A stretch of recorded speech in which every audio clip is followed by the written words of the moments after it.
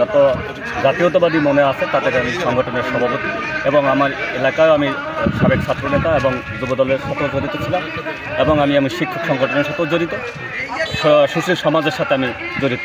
আর এই দলটা গণমানুষের দল এবং মানুষের সেবায় নিয়োজিত, এবং একটি সৎ ও পরিচ্ছন্ন আদর্শ, এবং আমাদের বিএনপির প্রতিষ্ঠাতা মরহুম জিয়াউর রহমান ছিলেন একজন আদর্শ মানুষ। তার রাজনীতি থেকে জনগণের মাঝে ছড়িয়ে ছিটিয়ে দেওয়ার জন্য, তার আদর্শ নিয়ে আমরা চলার জন্য আমরা দেশনায়ক তারেক রহমানের নির্দেশে আমরা এখন ঐক্যবদ্ধ আছি, ভবিষ্যতেও থাকবো ইনশাআল্লাহ। ধন্যবাদ। পাথরঘাটা উপজেলা BNP first joint secretary, Kaunia union BNP. আমি ডাকস্থ পাথরঘাটা উপজেলা জাতীয়তাবাদী সাধারণ সম্পাদক হিসেবে আছি। আমি দীর্ঘদিন বিএনপির সাথে জড়িত। আমরা আলহাজ নুরুল ইসলাম মনে বিএনপিকে জাগ্রত করতে চাই, করবো, এই আশাবাদ ব্যক্ত রাখি। ধন্যবাদ আপনাকে। আমরা একটু আসসালামু আলাইকুম। আজকের আমাকে এই সাংগঠনিক প্রাথমিকের সময় আমাদের কেন্দ্রীয় নেতা রহমতুজ্জামান টিপু ভাই আসছেন আমাদের পাথরঘাটা উপজেলায় আমাদের সাংগঠনিক কার্যক্রম সুসংগঠিত করার জন্য।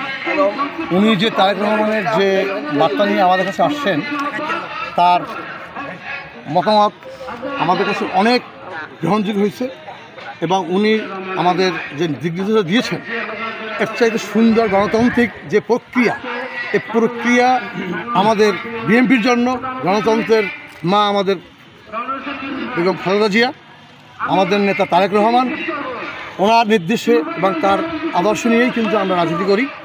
আমি কাকচিড়া ইউনিয়ন বিএনপির এখন বর্তমান প্রেসিডেন্ট, আর সাবেক ঢাকা আলিয়ার ভিপি ছিলাম, তারপরে বরগুনা জেলার জয়েন্ট সেক্রেটারি ছিলাম। তো এখন আমরা আমাদের আখতারুজ্জামান আলমগীর, যিনি এই বরগুনা জেলা বিএনপির প্রতিষ্ঠাতা, উনি আমার চাচা, তার মাধ্যমে ওই সাল থেকেই আমরা কিন্তু আমাদের এই পরিবারই বিএনপি পরিবার। তো আমরা আমাদের এই সংগঠনকে মনে প্রাণে লালন করি, আমরা ভালোবাসি এই সংগঠনকে, এই প্রিয় সংগঠনকে। আমরা তারেক জিয়ার যে নির্দেশনা 31 দফা যে বাস্তবায়ন করার জন্য যে প্রক্রিয়া সারা বাংলাদেশে যেটা আরম্ভ হয়েছে, এর চেয়ে সুন্দর কোনো প্রক্রিয়া বাংলাদেশের ইতিহাসে হয়েছে কিনা আমার জানা নেই। ধন্যবাদ। আমার অন্যায়ের বিরুদ্ধে কথা, যারা চাঁদাবাজির সাথে জড়িত, যারা বিভিন্ন অনিয়মের সাথে জড়িত, অন্ততপক্ষে দল তাদের কোনো পোস্ট পজিশন দেবে বলে আমার মনে হয় না।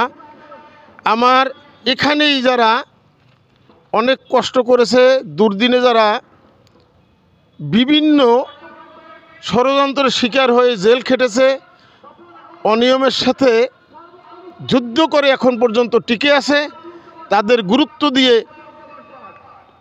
দেশের নিম্ন থেকে ঊর্ধ্ব পর্যন্ত কমিটি করার জন্য অনুরোধ করছি। সবাইকে ধন্যবাদ।